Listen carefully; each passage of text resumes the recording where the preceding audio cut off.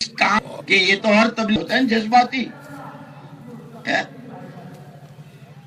اس لیے کا جذبات کی بات نہیں ہے، کام کو سمجھو، سیکھو، کہ جو سمجھنے اور سیکھنے کے انداز سے چلے گا وہ ہر آن ترقی کرے گا۔ اور سیکھو کس سے؟ تیرنا تو اس سے سیکھیں گے جو تیرنا جانتا ہے۔ بچے کو سائیکل چلانی وہ سکھاتا ہے جو خود سائیکل چلاتا ہے۔ جس نے سائیکل دیکھی نہیں وہ کہ چلو میں سکھاؤں، تو خود بھی گرے گا، اس کو بھی گرا۔ ایک آدمی ملک شام سے آیا، سہارے سے آ رہا ہے، حضرت عمر فاروق رضی اللہ تعالیٰ عنہ مسجد نبی کے صحن میں ہے، دیکھو وہ آدمی آ رہا ہے، قریب آئے، بڑے میں کہاں سے آئے؟ جی ملک شام سے آیا۔ کیسے آئے؟ التحیات سیکھنے آیا ہوں۔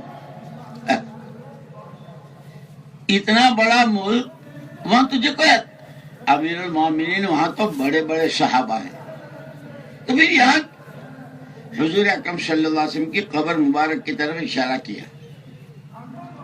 ان قبر والوں سے آپ کے ان کانوں میں جون سی تحیات سنی اور سیکھی ہے وہ سیکھنا ہے۔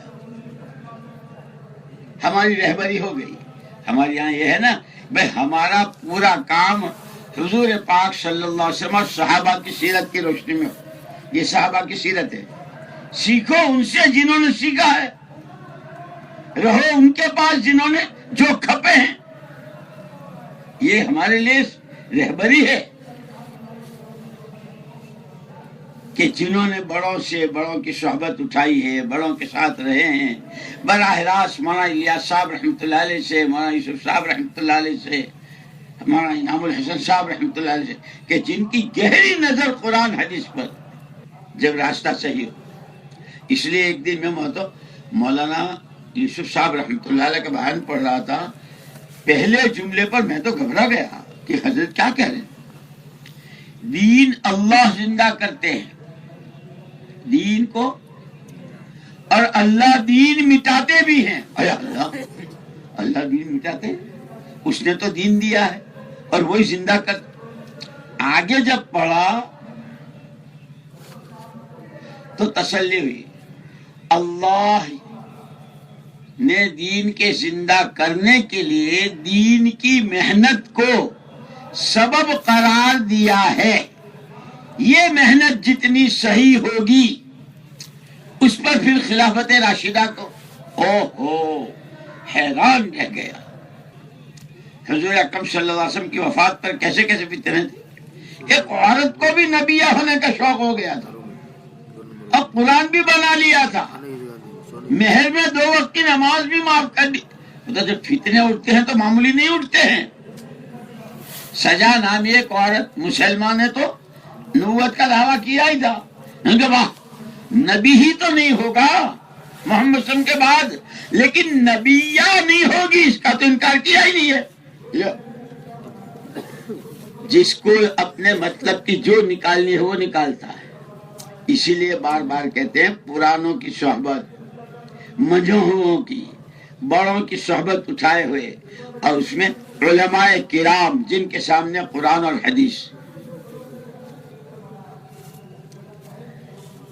اس لیے کہ مولانا یوسف صاحب رحمۃ اللہ علیہ، اللہ ان کی قبر کو نور سے منور فرمائے، تینوں حضرات نے موقع بموقع دعوت پر کیا کیا حالات آ سکتے ہیں، ان حالات کا کیا علاج، داعیوں پر کیا کیا حالات آ سکتے ہیں، ان سے اس کے نجات پانے کی۔ مثال کے طور پر ایک مرتبہ بھوپال میں پرانوں میں بات کر رہے تھے مولانا یوسف صاحب رحمۃ اللہ، اور شباب پر بڑے جلال پر تھے۔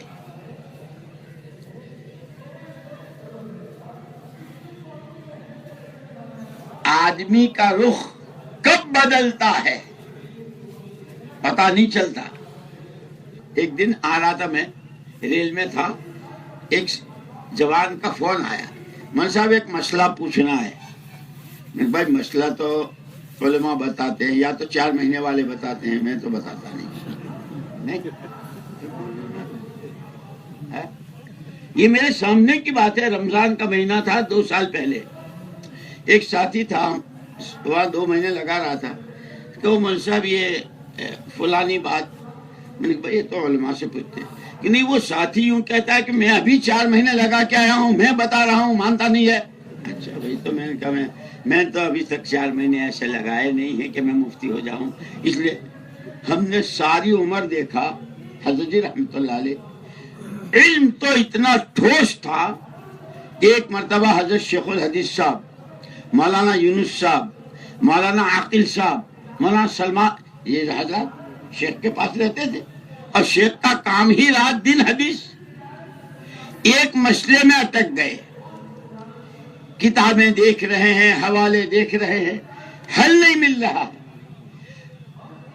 شیخ الحدیث صاحب رحمت اللہ علیہ نے فرمایا ملی انعام آنے والے ہیں، ان کو آنے دو، ان کے تو شاگرد ہی تھے، وہ آئیں گے، ان سے پوچھیں گے۔ یا اللہ،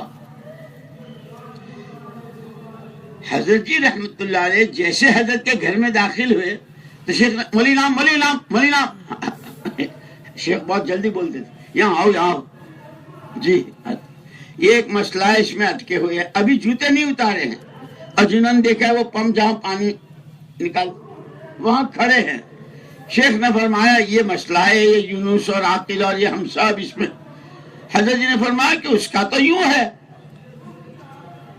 جس کے لیے ہفتوں پریشان رہے 1 منٹ میں حل ہو گیا۔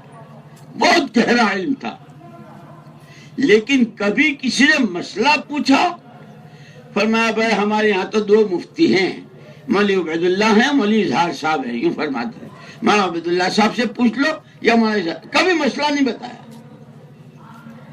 ایک مرتبہ ایک مسئلہ آیا شیخ کے یہاں، مفتی محمود صاحب رحمت اللہ علیہ موجود، ایک آدمی نے کہا کہ جی وہ کسی کا کپڑا دب گیا نمازی کے پیر کے نیچے، جیسے دب جاتا ہے نا بعض مرتبہ،